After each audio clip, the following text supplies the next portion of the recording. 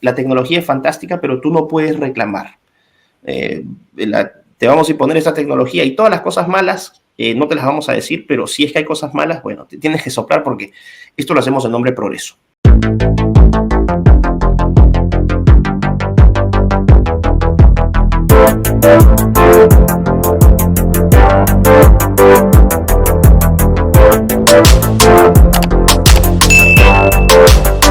Después de tanto tiempo también, porque el tiempo pasa rápido, nuevamente con Miklos. ¿Cómo estás, Miklos?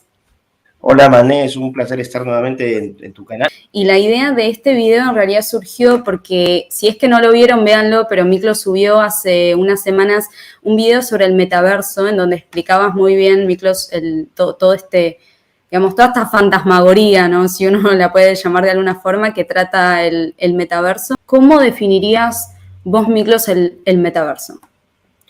El metaverso es un espacio, ¿no? Es un espacio virtual, es un espacio de fantasía que puede replicar la realidad natural que nos rodea, pero también a partir de la creatividad puedes crear mundos completamente distintos. Entonces, es un universo dentro del universo, no es un universo paralelo.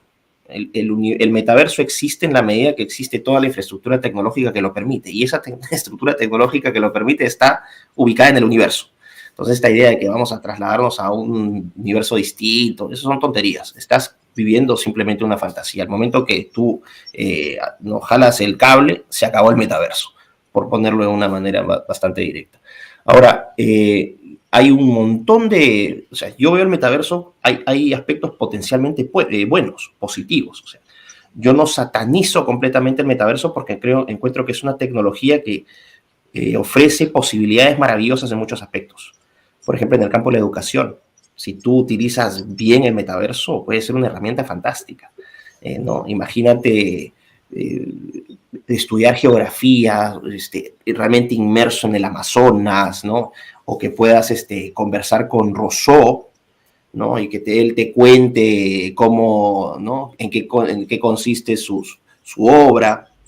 Y cosas así, o sea, el campo del trabajo también creo que hay aplicaciones muy interesantes. Entonces, no es que todo sea malo, el problema es que lo que yo critico son dos cosas. El tecnooptimismo exacerbado, que acompaña la promoción de esta idea del metaverso, ese es un punto. Y el segundo, que los términos en los cuales se nos impone el metaverso y en general las tecnologías actuales, ¿no? Es como que tienes que, mira, la tecnología es fantástica, pero tú no puedes reclamar. Te vamos a imponer esta tecnología y todas las cosas malas no te las vamos a decir, pero si es que hay cosas malas, bueno, te tienes que soplar porque esto lo hacemos en nombre de progreso. Y esta ha sido una idea central que yo he impulsado desde que surgí en redes, gracias a, de paso le mando un saludo a mi amigo Agustín, compren La Batalla Cultural, ahorita está en México haciendo gira, cuando Agustín me invitó a su Instagram. Es una idea que, esta es una idea central, ancla de lo que yo vengo proponiendo, que tenemos que mirar la tecnología con ojos críticos, que la tecnología no es esta panacea, no es esta varita mágica que nos va a dar finalmente la libertad absoluta, que nos va a volver amos y señores del universo. Esa es una falsa promesa. Y la historia ya está repleta de esos ejemplos donde, ensoberbecidos por el desarrollo tecnológico, algunas, ¿no? El comunismo soviético, por ejemplo, proponían ya el dominio absoluto del hombre sobre la naturaleza, la creación de un nuevo hombre, lo mismo el nacionalsocialismo, lo mismo el comunismo chino actualmente. Y es lo mismo que te plantea, vamos a decir, todo el sector tecnocorporativista de los Estados Unidos, que finalmente la tecnología te va a emancipar. Y creo que esa es una falsa promesa. O sea, nuevamente nos vamos a dar con un tortazo. El problema es que estos tortazos tienen enormes costos en vidas, en salud mental, costos económicos, costos culturales, ¿no? Terminas fragmentando y empobreciendo nuestra dimensión humana, porque finalmente eso es lo que haces, ¿no? Cuando ocurren estas situaciones donde el hombre se cree Dios, terminas deshumanizándolo aún más y devaluando la categoría de humano. Y creo que eso es un peligro. Totalmente. De hecho, antes de ir como a la segunda cuestión que mencionaste, que es la que vamos a entrar más de lleno, recuerdo que en el video hablabas de esta suerte como de elitismo tecnológico que siempre nos plantea estos avances como si fueran la evolución natural de Internet. Recuerdo que esto lo mencionabas. Y creo que esto es parte de, Habermas también habla de esto, tiene un libro que se llama tecnología y ideología, si no me equivoco, y habla justamente de cómo todos estos avances tecnológicos siempre se muestran como en nombre de la humanidad, se muestran en nombre de la mejora de la humanidad, pero en realidad esconden intereses particulares.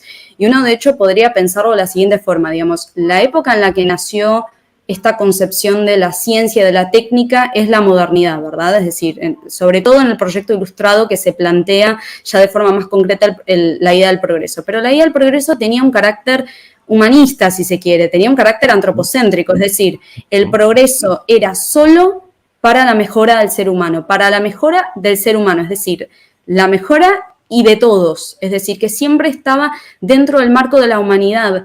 Y la ciencia y la técnica serían siempre como herramientas que estaban al servicio de esa mejora.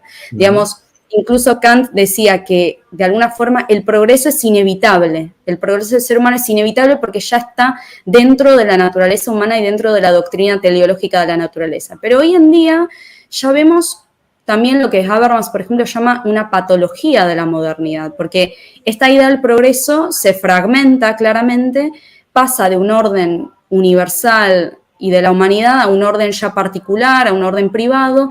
Entonces, esto que mencionaste en Norteamérica, y es justamente la cuna de la tecnociencia, ¿no? La revolución tecnocientífica justamente nace en los Estados Unidos. Digamos, si la ciencia moderna había nacido en Europa, la tecnociencia se desarrolla en los Estados Unidos. Y claramente empieza a cambiar toda la forma en la cual se percibe la ciencia. Y de hecho, el golpe más duro de la tecnociencia es que juega, digamos, pone en jaque los valores. Y bueno, en este contexto, digamos, la tecnociencia viene a plantear nuevos valores que van a tener precisamente que ver con intereses particulares, de empresas particulares, en un momento particular. Y, digamos, es un poco ingenuo creer que el avance de la tecnología ocurre de forma objetiva y natural, ¿no?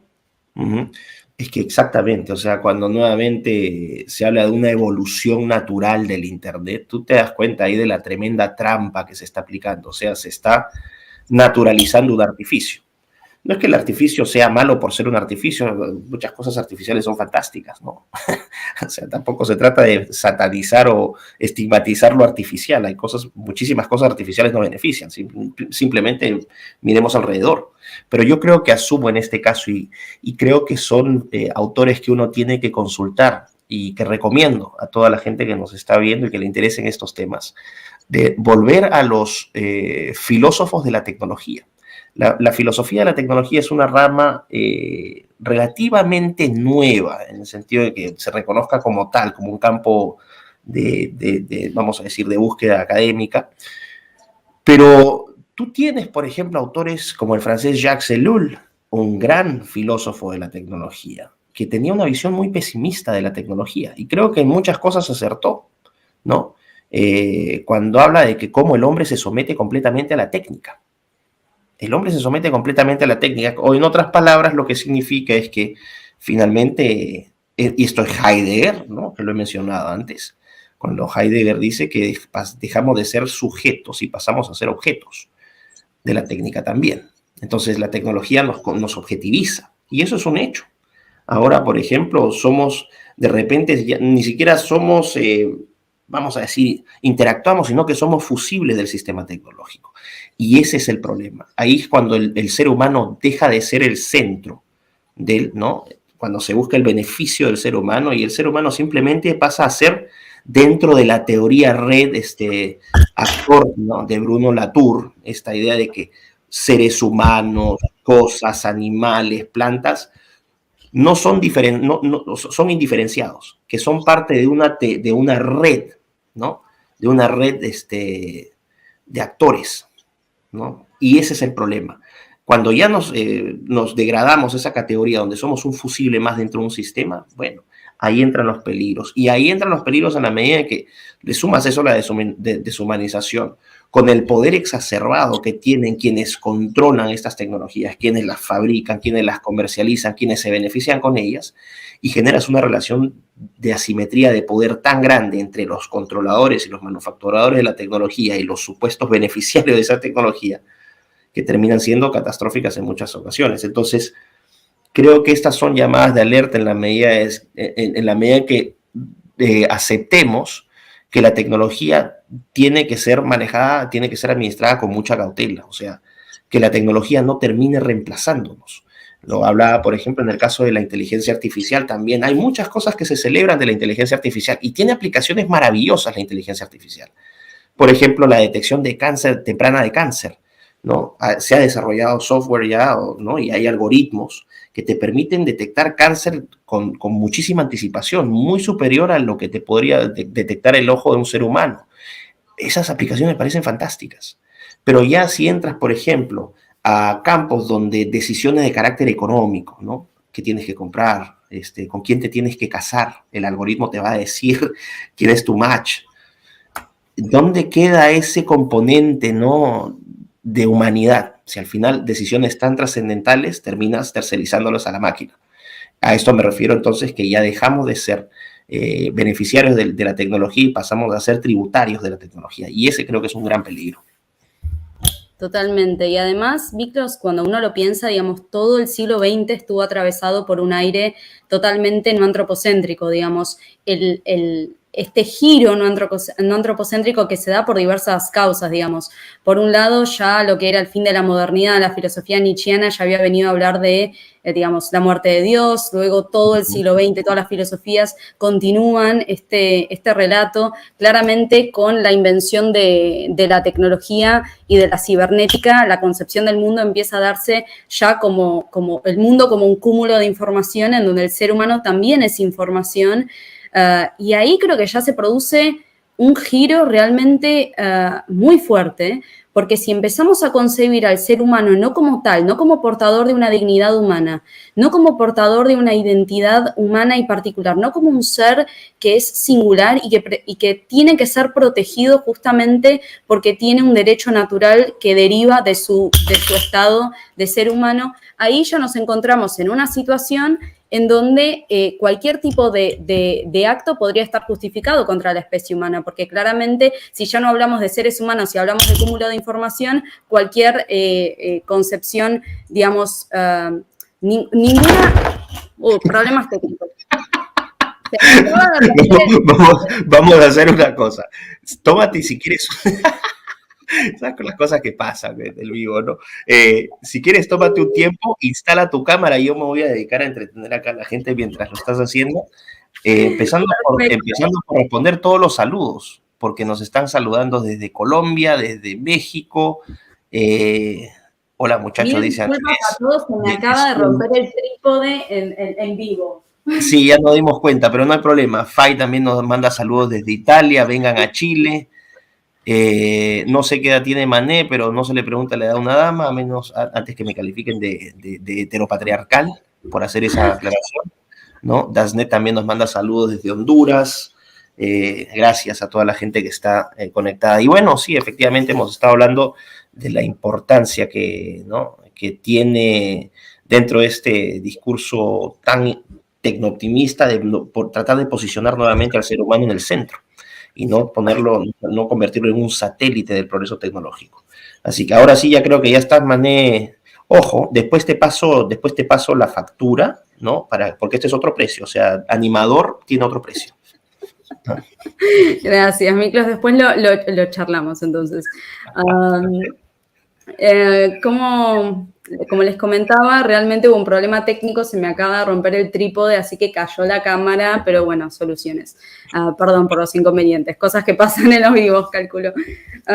Hablábamos justo de un tema que a mí personalmente me preocupa mucho porque, digamos, un ser humano está protegido en la medida en que es un ser humano. Es decir, si ya no es un ser humano, ya no hablamos de derechos naturales, ya no hablamos de derechos humanos, ya no hablamos de bioética, porque la bioética, digamos, uno de los focos más fundamentales de la bioética es la protección del ser humano. Entonces, yo creo que muchas veces que como es bastante, a lo mejor, choqueante quitar las protecciones bioéticas de entrada, lo que se intenta es a la inversa, gradualmente deshumanizar al ser humano para que cuando ya digamos, no haya algo denominado como ser humano, no va a haber necesidad de protección para tal cosa. Porque claramente, digamos, todo el sistema, y acá podemos pasar a este otro tema, todo el sistema de la informatización, del big data, del dataísmo, que lo sabemos en este contexto de capitalismo de vigilancia, que constantemente están extrayendo información de nosotros, de nuestro comportamiento, es decir, la totalidad de la vida y la complejidad de la vida se convierte en información que es además, digamos, insertada en el sistema mercantil de estas grandes empresas, sobre todo privadas, pero esto no podría ser posible si el entendimiento de quien se está extrayendo la información fuera humano, porque ahora parece que no nos están extrayendo información a nosotros como seres humanos, sino que les extraen información a esos avatares informatizados virtuales que se encuentran en esa interacción del metaverso. Entonces, creo que ahí hay un proceso de deshumanización, además totalmente nuevo, porque esto, digamos, Heidegger hablaba de la técnica y de la alienación de la técnica digamos, hacia el ser humano, pero nunca se hubiera imaginado en este esquema en el que estamos nosotros, donde el ser humano está inserto, ¿no?, en esta suerte de Pangea cibernética, donde es tan solo un engranaje más en todo el sistema. Es decir, ya no hay una singularidad del ser humano, ya no hay un límite. El tema del límite es un tema que a mí la verdad que me parece fundamental, lo trato también en el libro y en general, porque cuando uno pierde el límite, es el límite que separa al afuera con el adentro, a lo público con lo privado, al otro con el yo, entonces ahí se pierde realmente incluso podríamos decir la dignidad humana, porque si yo estoy totalmente expuesto en esta red de circuitos, en este metaverso, en donde constantemente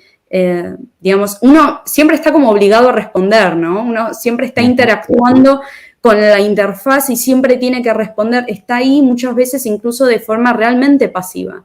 Entonces, en este contexto, ¿cuál es la subjetividad, verdad?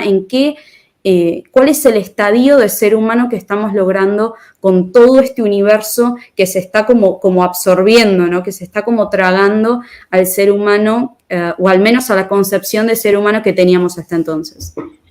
Claro, es algo que de hecho estoy tratando, porque aviso, sí estoy escribiendo mi libro, o sea, ya va a salir, prometo. Ahora que me dicen que me voy de gira a México, para México ya va a estar mi libro, así que vayan preparándose. Pero este es un argumento que voy a adelantar, que es, creo, un argumento central de lo que yo estoy planteando, es que cuando ves, por ejemplo, en el mundo real, ¿no?, la deshumanización, es decir, la destrucción de todas aquellas características que nos hacen humanos, la destrucción de la naturaleza humana, ¿no?,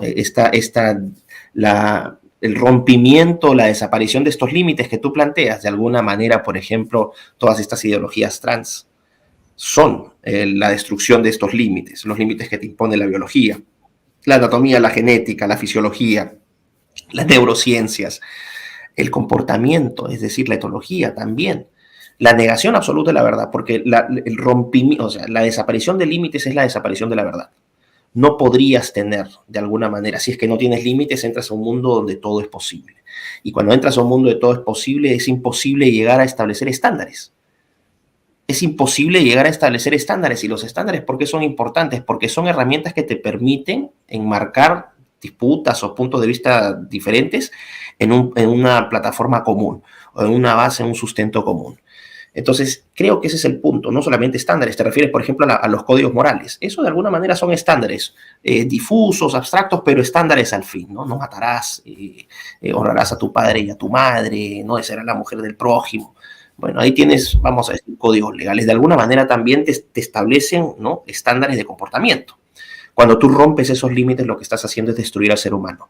Y esta destrucción deliberada, ojo, deliberada del ser humano, va, yo creo, atado o proyectado, y esta es mi hipótesis, se proyecta a preparar al ser humano a un mundo donde va a dejar de ser humano. Porque en el metaverso, el mismo principio aplica. Tú en el metaverso, tú en el mundo real puedes ser, pues, no sé, puedes ser el tipo más feo del mundo.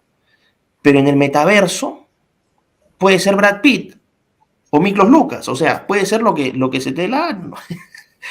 Pues, entonces realmente puedes convertirte en lo que quieras. Y ese es el problema. La negación de la realidad, pero la aceptación en el mundo de la realidad virtual, en el mundo del metaverso. Y no necesariamente vas a ser un avatar, puedes doblarte en múltiples personalidades. Exacto. Ese es otro punto. Eso es un punto clave. Puedes desdoblarte en miles de puntos, en miles de perspectivas, en miles de personalidades. Puede ser cosa.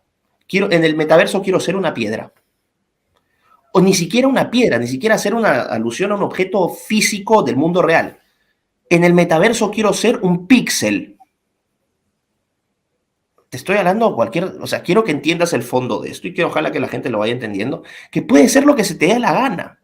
Pero al ser lo que se te dé la gana y que cada uno tenga, entre comillas, esta libertad para hacer lo que sea, va a llegar a un punto donde va a ser imposible establecer qué tipo de base común para el establecimiento de derechos vamos a tener. Si el concepto de humano ha sido destruido, entonces el concepto de derechos humanos desaparece. No existirían derechos humanos. ¿Existirían qué? Derechos. ¿Derechos de qué? ¿Entiendes?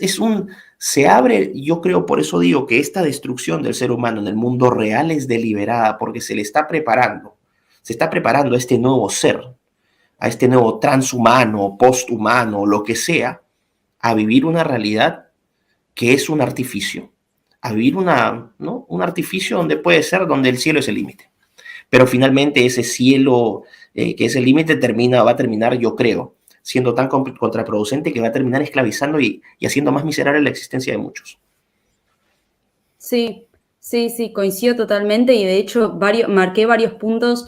En un momento, incluso cuando leía la definición del metaverso en Wikipedia, indica esto, lo marca varias veces, ¿verdad? Esto de un mundo ya sin límites, un mundo que no depende de las limitaciones de la materia, que no depende de las limitaciones del hardware, que no depende de las limitaciones, entre paréntesis, insoportables del ser humano para este tipo de punto de vista. Porque claramente... Te puedes casar con un árbol. Bueno, exacto. Puede ser pan trans asexual. Puede ser lo que se te dé la gana. Cuando ya no hay una definición o una metáfora o una metafísica o el telos mismo que tiene un cuerpo o un ser humano, el cuerpo ya se puede convertir en cualquier cosa. Digamos, son cuerpos que como están metafísicamente muertos, se convierten en cualquier cosa, porque ya no hay una idea metafísica que determine que esto es un ser humano. Incluso no solo metafísica, sino incluso genética. Digamos, un ser humano es un complejo claramente que tiene varias, digamos, varias esferas componen a un ser humano. Una de ellas es la esfera metafísica, es decir, hay una idea que nosotros llamamos, por ejemplo, esencia humana, que no tiene una materialidad concreta, es decir, yo no puedo ir a tocar la esencia humana, pero se expresa a través de ciertas cualidades y de ese conjunto que es el ser humano. Pero claramente, si el cuerpo ya no depende de estas determinaciones, es un cuerpo que se puede convertir en cualquier cosa, y de hecho, este estado de un cuerpo, cuando uno lee las definiciones que dan los pensadores posthumanistas de lo que es un cuerpo o de lo que es un sujeto, realmente ahí está como el secreto. Por ejemplo, Rosy Braidotti, no le hagamos publicidad, pero digo, tiene una idea de cuerpo y de sujeto que es como nómade. Es un cuerpo que es nómade porque está todo el tiempo siendo algo, nunca es, y de hecho ni siquiera es nómade, porque eso significaría que está haciendo algo concreto, sino que está siendo, dice ella, está siendo nómade, es decir, que es un constante. Ni siquiera puede ser nómade en sí, porque eso significaría hacer algo, sino que está en constante mutación y transformación. Y esta idea de definir ya al ser humano como un constante proyecto en proceso, es decir, se liquidan todas estas categorías antropológicas, todas estas categorías que habían hecho de nosotros sujetos, entonces el ser humano, digamos, se convierte en un espacio que puede ser libre para toda experimentación, modificación y demás. Hay un proyecto que de hecho quizás lo conozcas, Miklo, se llama Bodies Incorporated. Es un proyecto como de unos avatares, es como un software, lo pueden buscar, Bodies como cuerpos, Inc, tipo como compañía, ¿no? Inc Corporated. Claro. Y es justamente esto, son unos avatares, uno se inscribe como al software y va creando el avatar que quiera. Y uno puede ser varón, mujer, ambos, tener 5 piernas, 2 brazos, 3 ojos, tener la materialidad de piel que quiera y uno va como construyendo, digamos, es algo que me imagino, al menos ahora, lúdico, en donde uno solamente va y como recrea este personaje, pero justamente, como decías vos, uno podría pensar todos estos acontecimientos como ventanas de Overton para cosas que van a venir más adelante, porque claramente si ya estamos viendo este tipo de fenómenos, de compañías que están realmente proliferando y están todos orquestadamente llevando una idea concreta de ser humano o de no ser humano, deberíamos decir, realmente da que pensar. Y además el estado ideal del posthumanismo, porque de hecho vieron que hay como diferencias, ¿no? El transhumanismo busca la mejora del ser humano a través de la tecnología, pero el posthumanismo es más radical, es más antihumanista, es de hecho un derivado del antihumanismo porque tiene que ver con todo lo que fue la generación postestructuralista, y ellos plantean que la idea como el objetivo final es como esta ausencia de la diferencia del ser humano con el resto de los entes.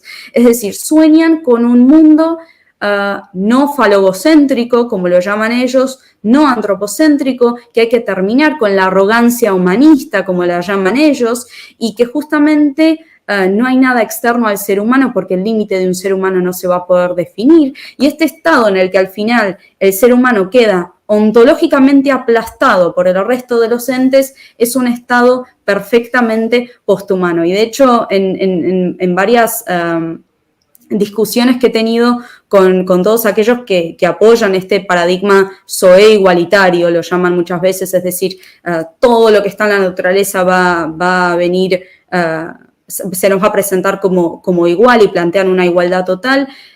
Estamos ante ese riesgo de que justamente el día de mañana hablemos de derechos de legumbres o de derechos de delfines, porque justamente incluso en el vocabulario que se utiliza ya están realizando estos ajustes. Se habla muchas veces de asesinato de vegetales. Es decir, aquel día que escuché a alguien decir que se asesinan vegetales, realmente me pregunté de qué se nutrirán estas personas. Claro, de la energía solar, digamos, ¿no? Uno no sabe qué pensar. Entonces, realmente estos paradigmas son bastante peligrosos y aunque... y es necesario realmente poner foco en ello, porque el posthumanismo, si bien siempre el término suena como algo tecnológico, ¿no? Como algo que es como un horizonte, pasará en el 2200. No, son filosofías que se están gestando hoy en día, son filósofos que están vivos, son libros que se publican, son compañías que ejercen softwares particulares, son temas que se dan en universidades, es decir, es un tema que nos respecta a todos y que realmente está poniendo en jaque la definición del ser humano y de todo lo que mencionamos antes, la identidad humana, los derechos humanos, la bioética y demás, como lo conocimos hasta entonces. Totalmente, y bueno, o sea, se puede hablar de transhumanismo, se puede hablar de posthumanismo, ¿no? Y por ejemplo, en cuanto al objetivo de la superinteligencia, Nick Bostrom es un posthumanista consumado, es el director del del Institute for the Future of Humanities, o el Future of Humanities Institute de la Universidad de Oxford. O sea, esto viene con una validación académica al más alto nivel.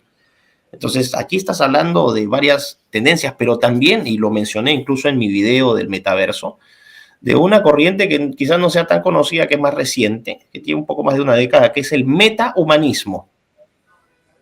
Ojo, ya hay metahumanistas, y el metahumanismo hay un español, Jaime del Val, que también entra con estas ideas de esto, ¿no? Que en realidad somos seres en constante cambio, en procesos de transición permanente, en procesos de hibridación, de existencia y no existencia, de fluidez constante. O sea, somos cualquier cosa. Aquí, y a nivel filosófico, y no me quiero poner denso tampoco con la conversación, pero invito a la gente que cuando escuche estos conceptos los vaya y los empieza a revisar para que entiendan más o menos de qué hablamos, ¿no? Porque, ojo, no es que uno se ponga ridículo, ay, voy a hablar difícil para que la gente piense. No, lo que pasa es que esos conceptos nos permiten ahorrar un montón de palabras. Entonces, un concepto, te ahorras un montón de palabras. Entonces, a nivel ontológico, esto es crítico. A nivel ontológico, esto es crítico. ¿Qué somos? ¿Qué existe? ¿Cómo categorizas lo que existe? Se acabó. Es el fin.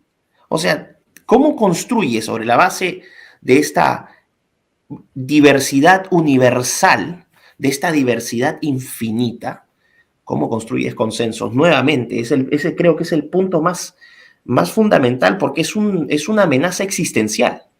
La gente piensa que estas son conversaciones abstractas, y lo son, ¿no? Porque todavía falta que se materialice el metaverso tal como lo están proyectando, pero yo no tengo la menor duda de que el metaverso tal como se está proyectando, imaginando, va a ser una realidad en algún momento.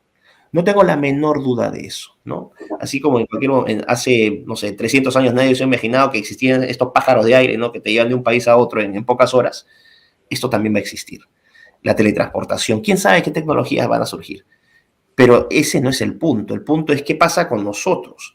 ¿Qué pasa con la historia? Si hay una destrucción ontológica, si ontológicamente ya no tienes nada, ¿qué pasa con todo aquello que deriva de la ontología del ser humano? Su historia. ¿Qué pasa con el registro histórico? ¿Puedes tener historia en el metaverso? No, reset, se acabó.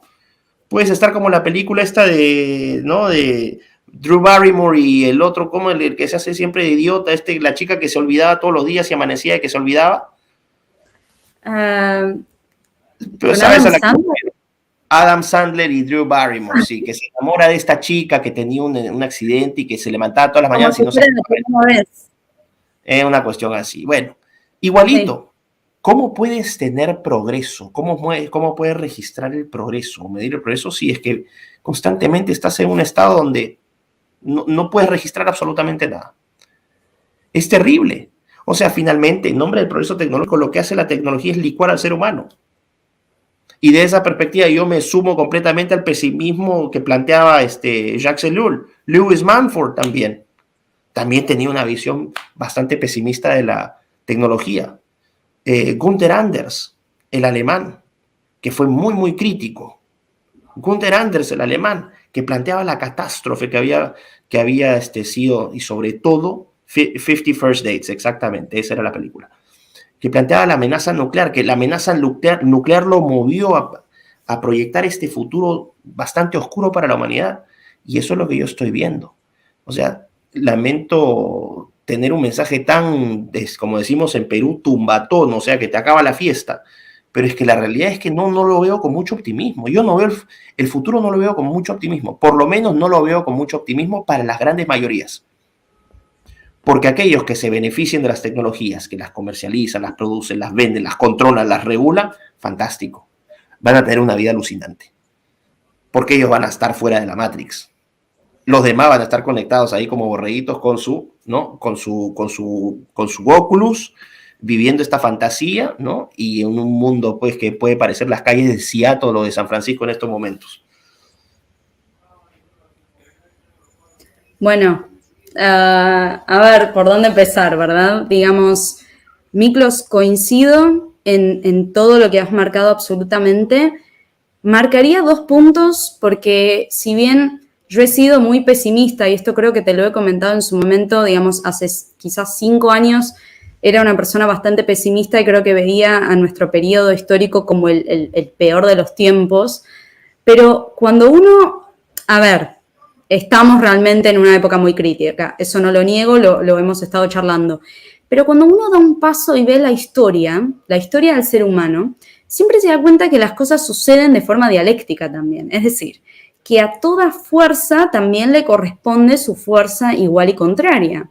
Entonces, a lo mejor muchas veces periodos históricos duran 100 años, 500 años. Nosotros recién estamos, digamos, el siglo XX duró 100 años y estamos 20 años después del siglo XX, digamos, toda una época muy, muy tecnológica, marcada por las revoluciones informáticas y cibernéticas. Pero ¿quién dice que quién sabe, en 200, en 300, en 50 años, realmente pueda haber una reacción contra ese gran movimiento deshumanizador? Porque, digamos, realmente cuando uno atraviesa la historia se da cuenta que sube y baja la historia de la humanidad. Es decir, todo lo que sucede luego siempre tiene su contrario, es tan solo una cuestión de tiempo. Creo que, mira, lo que intenten hacer con la naturaleza humana, hay algo que no nos pueden quitar, que es esa capacidad dialéctica, si se quiere, esa capacidad de que en todo contexto, incluso en este contexto hoy en día, nosotros estemos todos aquí charlando estas cuestiones porque el pensamiento tiene siempre ese componente de libertad, ¿verdad? Entonces, ese componente de libertad que tiene el pensamiento, de que siempre puede construir una forma nueva, realmente es la clave para el entendimiento dialéctico del ser humano, es decir, como negatividad, como algo que se opone a la realidad. Entonces creo que en este contexto, en donde estamos experienciando este avance de este gran proyecto de aplastamiento ontológico, ¿no? Si uno lo puede llamar de alguna forma, porque es básicamente eso, realmente recordar, dicho de forma clara y sencilla, que no todo está perdido, desde el punto de vista que todavía somos libres de nosotros pensar nuevas ideas y quién sabe en el futuro poder concretar de la misma forma estas ideas.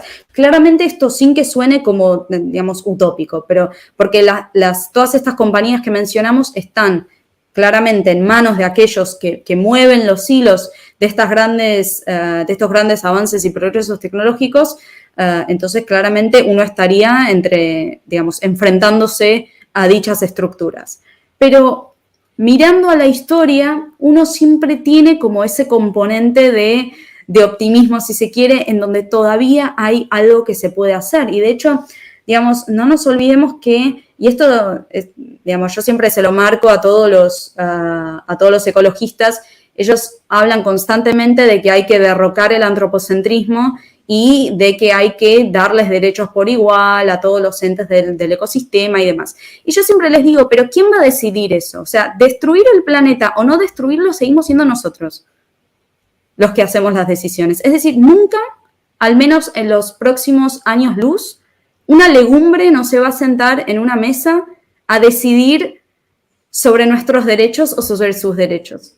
Decidamos destruir el planeta Tierra o decidamos entregarles derechos a todos los animales y a todas las formas no humanas, seguimos siendo nosotros. Entonces, el antropocentrismo es imposible de derrocar, porque las decisiones siguen partiendo de los seres humanos. Eso es algo que realmente es un poco como una paradoja, pero uno cuando lo piensa es así. Si mañana decidimos darle, ya se está haciendo en Europa, darle derechos a los robots, porque como hoy en día hablamos de mucha inteligencia artificial, bueno, se pueden generar accidentes y siempre se genera este dilema de, bueno, digamos, quién es responsable, si se genera algún tipo de inconveniente. Bueno, ya se está hablando de derechos de los robots. Entonces, aunque decidamos darles derechos a los robots, somos nosotros los que decidamos. Entonces, esa centralidad del ser humano, si bien todo el siglo XX y todo lo que estamos atravesando del siglo XXI ha puesto en jaque, hay todavía en el ser humano esa cualidad de pensamiento y de libertad intrínseca que quizás es la que es conveniente que se piense que no tenemos, pero que en realidad está. Es el ejemplo que yo siempre doy. Uno puede pensar durante todo un día que va a hacer algo y en el último segundo cuando lo va a hacer puede cambiar de opinión. Y esa libertad es algo que solo tiene el ser humano y que aprovecho para decir que la inteligencia artificial nunca va a tener. Porque la inteligencia artificial solo está limitada a las cadenas de algoritmos y a las operaciones que fueron programadas. El pensamiento es libre. Y justamente no tiene una determinación espaciotemporal tampoco, y por eso es libre. Entonces creo que podríamos concentrarnos también o intentar, digamos, enfocarnos también en esas cuestiones, sobre todo para poder tener más motivación muchas veces, ¿verdad, Miklos? No sé qué opinarás, pero cuando uno lo piensa al menos de ese modo, también un poco con un tono como de responsabilidad, si se quiere. Nosotros estamos hoy en día y vivimos rodeados de ideas, de objetos, de libros, de teorías de otras personas, entonces siempre está como esa cuestión de responsabilidad de, bueno, ¿qué vamos a dejarle nosotros a los que vienen después de nosotros? Entonces, a lo mejor cuando uno todavía prevé que van a haber otros luego de nosotros, creo que aumenta un poco el nivel de motivación y uno realmente quiere ejercer un cambio. Bueno, o sea, me encanta tu optimismo, pero no, yo no lo comparto plenamente porque ve Twitter. Yo leo Twitter y digo, meteorito, meteorito, o sea, de frente, ¿no? Y hay otro elemento también que tienes que tomar en consideración, que es el proceso político. O sea, es cierto, nosotros tenemos la autonomía, ¿no? Para pensar y decidir y finalmente hacer, o sea, ¿no? De la autodeterminación. Vamos a ponernos rojos, la autodeterminación no de los pueblos, sino del individuo. Pero eso puede ser coartado por el proceso político, que es lo que estamos viendo ahora. Entonces, sí, efectivamente, el ser humano va a seguir tomando decisiones por su cuenta, pero no va a ser el ser humano, van a ser unos poquitos seres humanos. Ese es mi temor, que la gran masa de seres humanos no tome decisiones de nada. De hecho, y por eso mencionaba de Twitter, las redes sociales, o sea, es de terror. Tienen libertad pero eligieron ser imbéciles. Hay una masa que tiene la libertad para pensar, para actuar críticamente, para cuestionar, pero la gente voluntariamente decide ser imbécil. Ese es el problema. Y eso para mí es la gran victoria, ¿no? O la gran ventaja que nos han sacado los programadores de estas mentalidades. Es que ni siquiera te fuerzan a ser un imbécil, sino que voluntariamente la gente elige ser imbécil. La gente voluntariamente elige castrarse. La gente voluntariamente elige, no sé, cambiarse, pigmentarse la piel.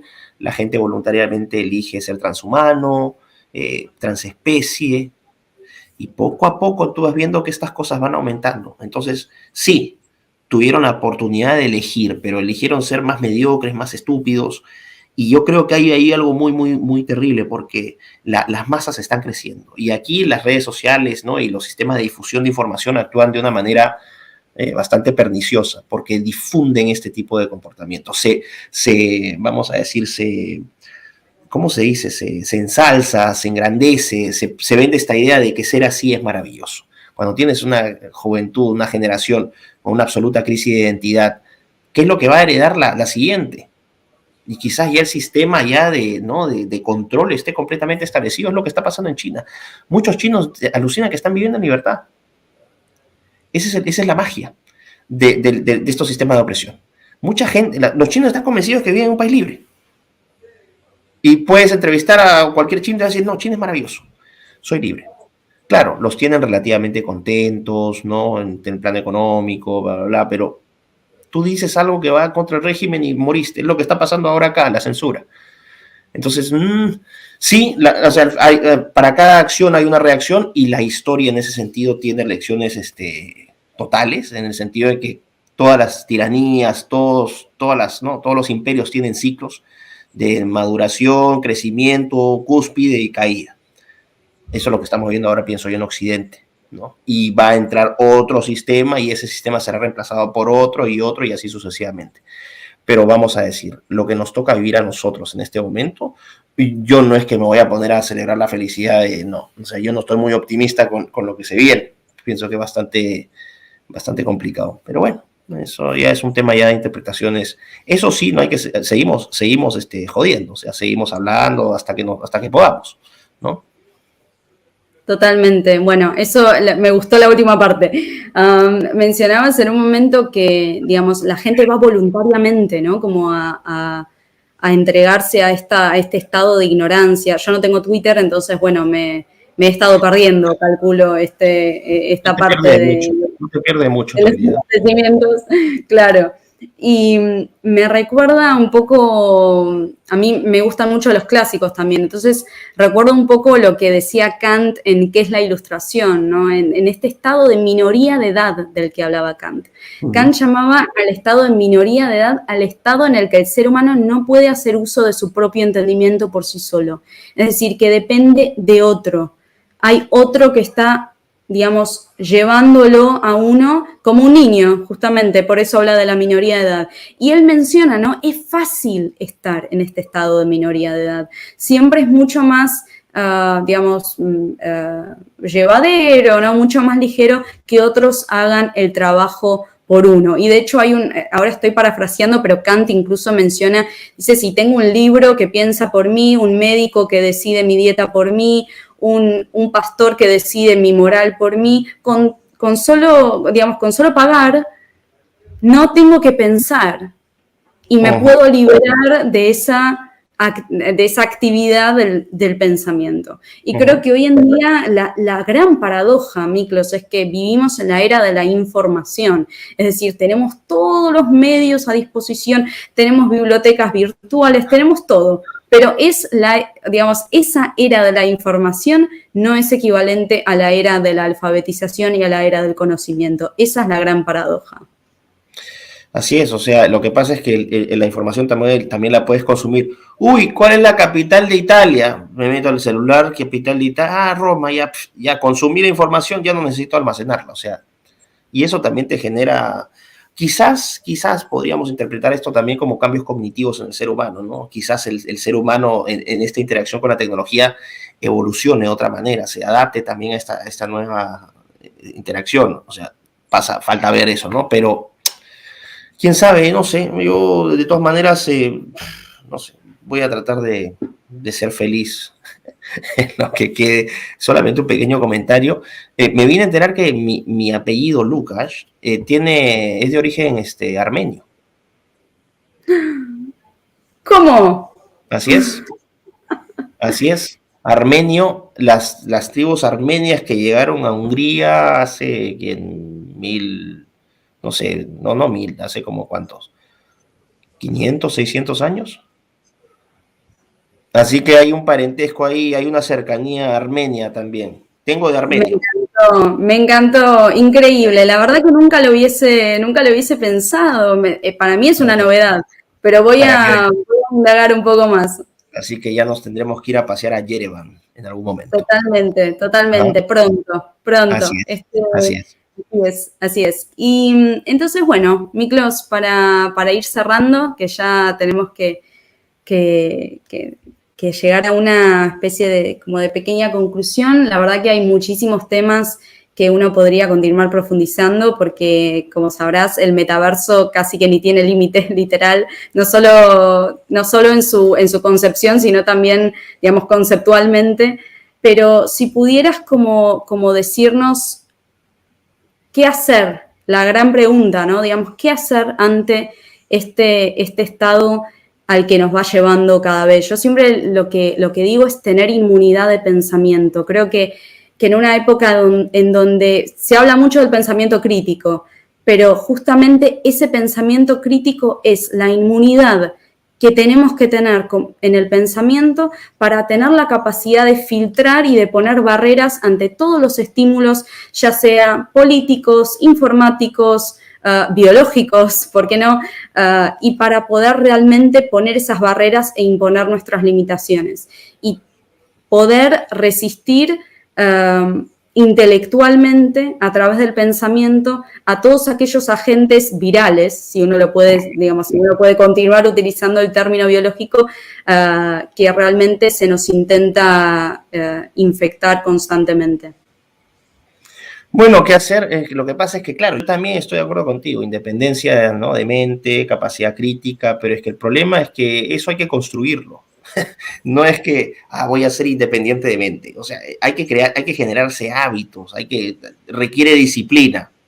En una cultura donde el hedonismo florece y la disciplina languidece, eso es complicado, ¿no? En un mundo donde es tan difícil confiar, porque no confías en nadie, lo que los progres, ¿no?, estos científicos sociales, los proto-progres hablaban del social capital, Coleman y todos estos, ¿no?, del capital social, que hasta cierto punto, o sea, vamos a teorizar, es cierto, o sea, una sociedad donde no hay confianza es una sociedad que no puede ser, no es posible. ¿Y qué estamos haciendo? Estamos disociando, la tecnología nos está disociando. Entonces, capacidad crítica nuevamente, o sea, para aquellos que decían, porque no solamente es tener capacidad crítica, hay que tener una personalidad también para rechazar el pensamiento de la manada o la presión de la manada, del rebaño. Eso también lo ves sobre todo en poblaciones más, ¿no?, en adolescentes, en niños, en jóvenes. La presión de grupo es muy fuerte, entonces ahí la borregada te aplasta. Entonces, no quiero ser señalado, ¿no?, como antisistema, ¿no?, porque todos los dedos van a acusarte y en ese momento quizás no estés preparado para defenderte. Entonces, si no quieres ser sometido al cargamontón, te quedas callado. Entonces sí requiere un carácter especial de decir, ya, ok, me voy a comer la revolcada, que me aboyen, que digan que soy una porquería, que esto, que el otro, vas, te lames tus heridas y mientras te lames tus heridas vas cocinando tu regreso, ¿no? Vas leyendo así, tipo las películas y te vas preparando y vas conociendo el mundo y vas experimentando. O sea, no sé, yo traten de ser voy a someterlo, voy a ponerlo así. Traten de ser independientes de mente y tengan carácter fuerte. Ya, vamos a resumirlo. Es una conclusión bien piñufla la que me ha mandado, pero bueno, ya, o sea. Jean Baudrillard decía, en tiempos radicales hay que tomar medidas radicales, digamos, hay que ser radicales, porque lo amerita. Así es, totalmente. Bueno, ahí podemos estar de acuerdo con Baudrillard. Así Exacto. que nada, un gusto haber estado contigo. Totalmente, totalmente. Muchas gracias, Miklos. Muchísimas gracias a todos aquellos que nos escucharon hasta el final y bueno, hasta un nuevo encuentro entonces. Así es, un fuerte abrazo. Un abrazo, Miklos. Nos vemos.